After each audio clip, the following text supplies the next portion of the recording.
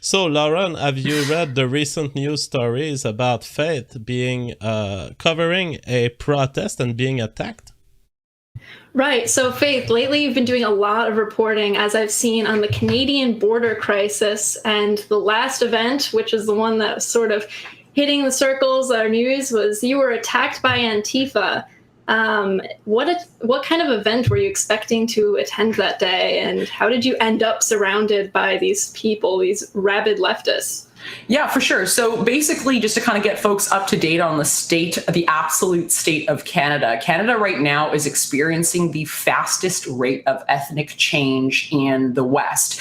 And our projected white majority is actually it's projected to plummet between 12 to 20% within the next 80 years. And this, of course, is all being done through a very aggressive immigration policy. Now, legal immigration policy, where we recruit the brightest and the best from around the world based on our point system, and we've completely rerouted from traditional source countries, i.e. the British Isles, Europe, Scandinavia, and the US. And last year marked the very first time that we actually recruited more immigrants from Africa than we did from Europe. So our legal state of immigration is in a bit of disarray right now, especially for folks who are interested in protecting majority rights in this country and just traditional, the character of our nation.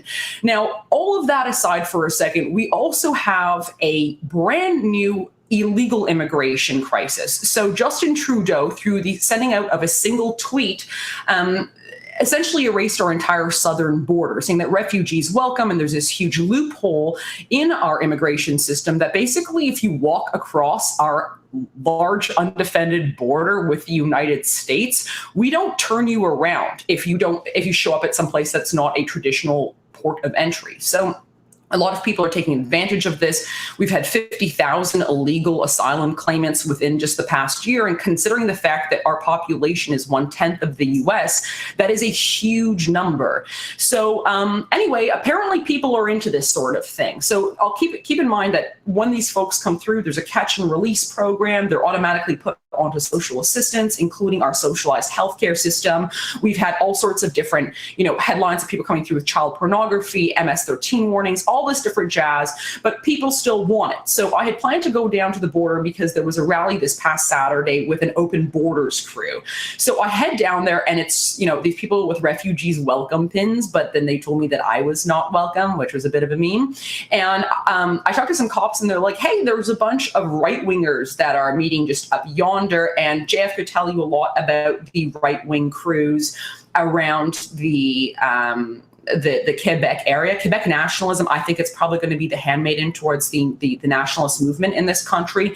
They've got SA, the Wolf Pack, lots of based boomers is basically what it comes down to.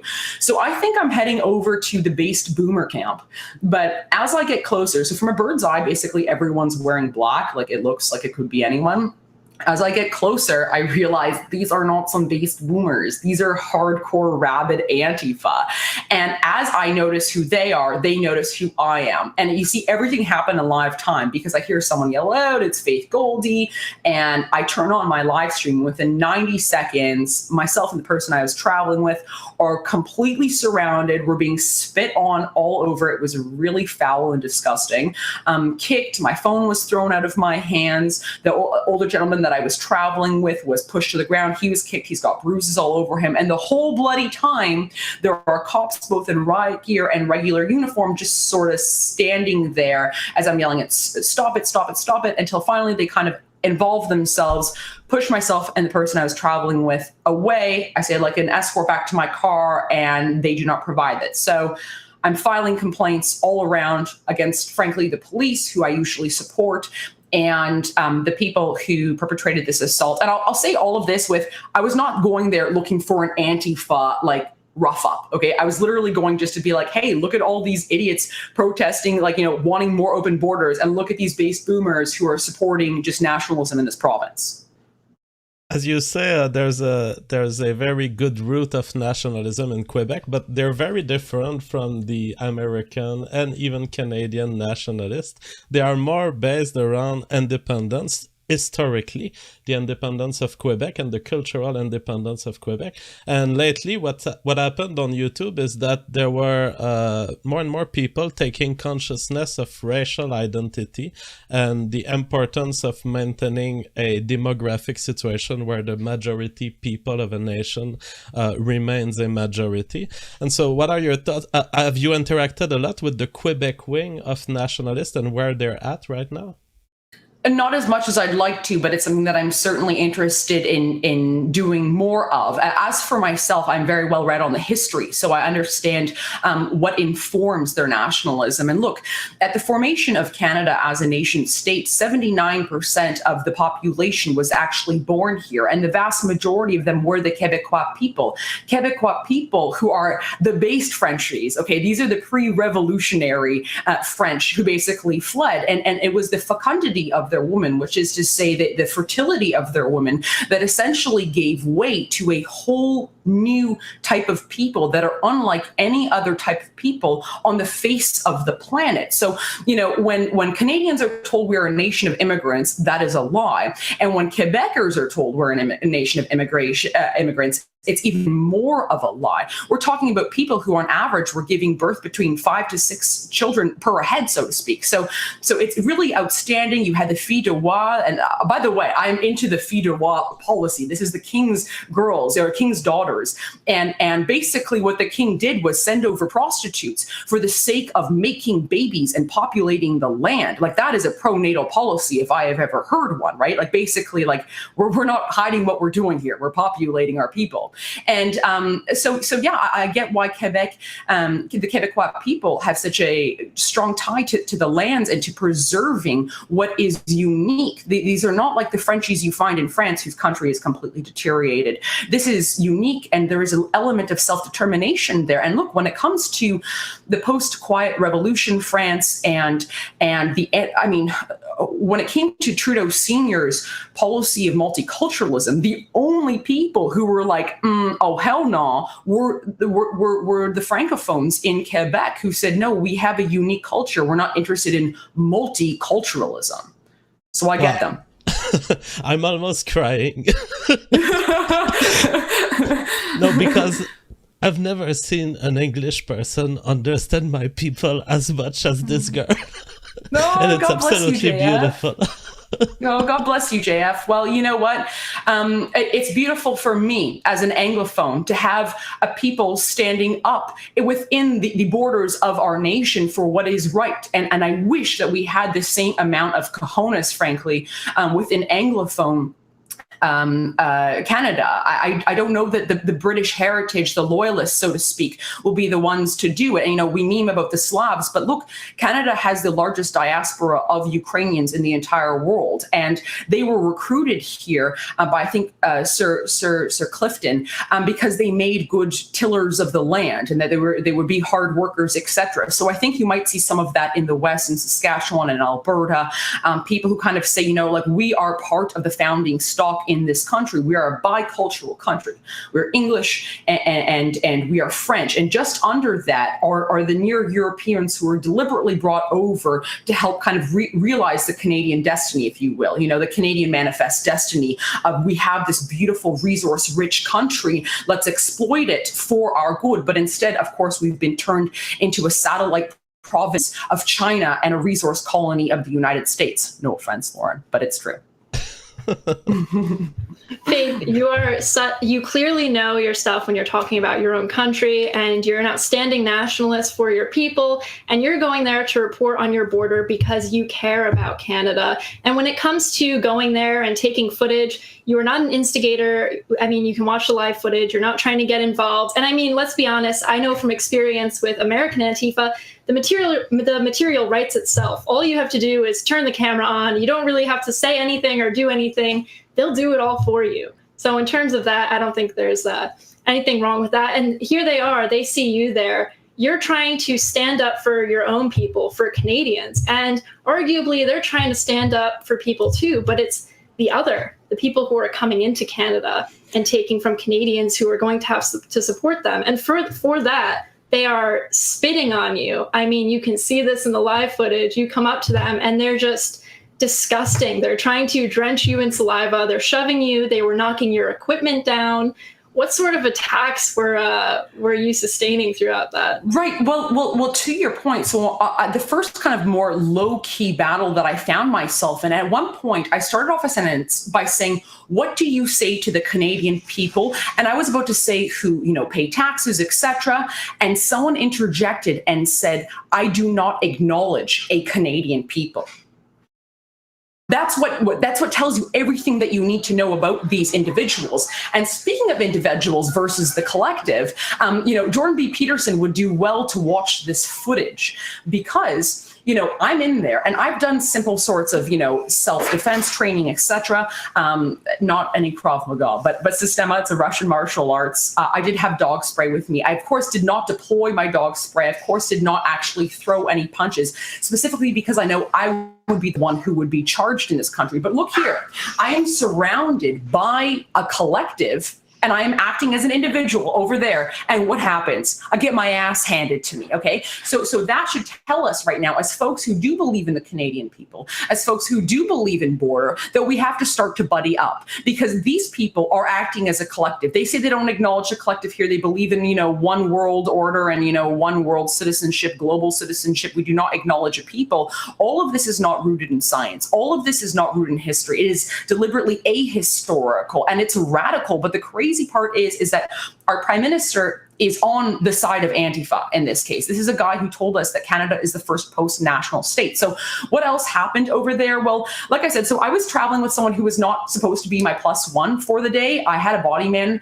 but he unfortunately slept through his alarm, and it's like a 6-hour drive. So it's 5 a.m. and I'm thinking to myself, who can I coax to go on a drive for 6 hours at 5 a.m. So I called up this person, and he's turning 60 this year.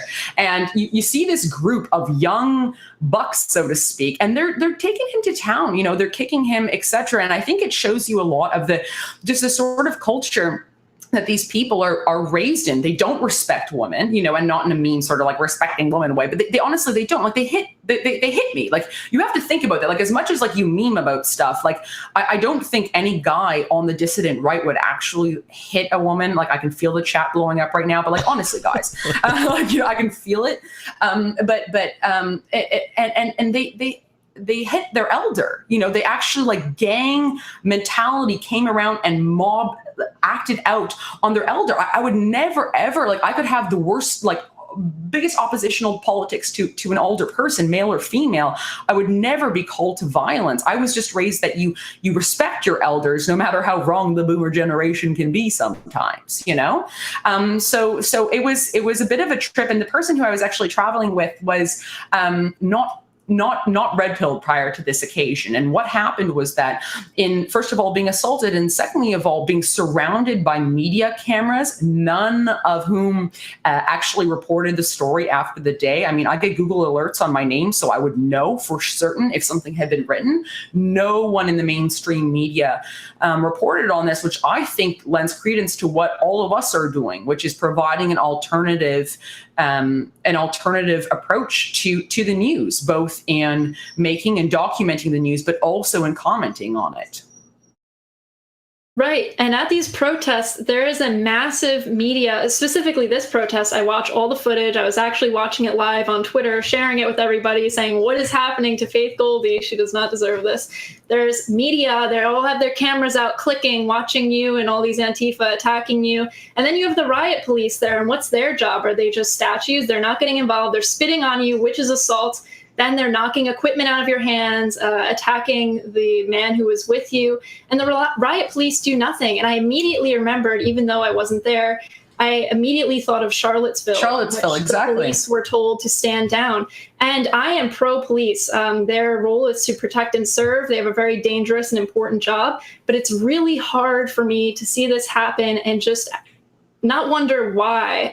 Did you actually find out if they had a stand down order or what was going on? Why weren't they protecting you? Right. So I spoke to the SQ, that is the Quebec Provincial Police, and I am in the process right now of filing an official complaint because, much like you, I love our boys in blue. You know, I think that they do have a duty, and an important one. We need law and order. But the thing is, there has to be one rule of law that is applied to all people, regardless of their political views. Like, let's be very honest. If this was an alt-right attack on, say, a Black female, we all know what would have happened with that footage. That footage would make international headlines, okay? But somehow it's like white female who identifies as dissident right, you know, and might have appeared on, you know, questionable podcasts. Okay, well, whatever. She probably had it coming to her and no one needs to report. So I've filed a complaint. I have to continue this in person. So I'm going to go see them on June 3rd when we have our rally at the border. Everyone who's Canadian, please try to be there. And I'm going to basically, so I asked them if there were stand down orders, and they said that they could not comment. Of course, I read the entire Charlottesville police report that came out several months after the fact, and there were indeed stand down orders. So this is my question, because two things were similar to this event: possible stand down orders, and also the question of putting opposing groups towards one another. I see riot gear and I see riot police, and I understand that the boys want to play with their toys. I understand that our police forces have become increasingly militarized, and there are increasing budgetary expenditures associated with our police forces, and a lot of the time for good reason. You know, we've got G8, G20, you know, summits, NATO summits, etc. We need to prevent from all of the terrorists that we're letting in. We need to have a more militarized police force. I get that, but when it's two political groups that are opposing each other, you're just going to stand around and sort of look hard but not do anything about it. I'm very confused. There seems to be a disconnect over here. Or is it that these officers feel in a way neutered because of the cell phone generation, and they're worried they're going to act out of line? Look, you didn't need to, you know, come out there and beat anyone down with a baton. Just separate the groups, namely all of them, from myself and the man that I was traveling with. I think that this illustrates what has been predicted by people, which is if you invite migrants, you create racial tensions and you eventually expose yourself either to direct physical violence or to state violence through democratic vote and democratic control. And I think that your example of what was it, 2 days ago or 3 days ago, I think it shows that if you just stand for your right to exist and to continue exerting your normal rights, which is reportage coverage of a story for an independent journalist like you, is a very elementary right, not only to you, but for your audience, you get a reaction of violence. So we are faced with a violent force entering our country. Right, massively. And look, you know, John Stuart Mill used to talk about how there was, you know, political tyranny, but that the more cancerous social evil was social tyranny. And that's indeed what we see here. So you have this political tyranny of, here is the policy of multiculturalism. Here is the policy of immigration. Here is the policy of illegal immigration and border racing. So they're doing all of that jazz up at the political level, but who actually enforces that law, enforces adherence to that law? It's the social tyrants, namely Antifa and all of their henchmen at the various levels. And should you step out of line, I mean, we're all in a way liberated because we've come out of the closet, so to speak. We folks know who we are, what we stand for, and it's our countries and it's our people. But you know, average Joe six-pack sitting at home and be like, actually, I'm not crazy about the fact that my kid now goes to school with a bunch of Somalians, and I have to wait longer in line and pay more in taxes. And I don't get it. I'm not sure that these migrants are working as hard as I am, or if they're just sucking off the taxpayer teat. Well, then they're labeled neo-Nazis and racist and fascists just as much as we do. They might lose their jobs as well, you know? So I think that the social tyranny here is not lost on us. And all of this tyrannical infrastructure is set up in a way to enforce the undemocratic replacement of national populations, because it is so radical, it is unprecedented, and its effects are so cancerous that the only way that it can continue to go on is not through organic systems that we have had in place in Western liberal democracies, but through tyranny. And it becomes a little bit distasteful when it comes from the political level. So it's completely in the government's interest to allow groups like Antifa to go out there and act as their street gangs when our political culture is taken to the streets.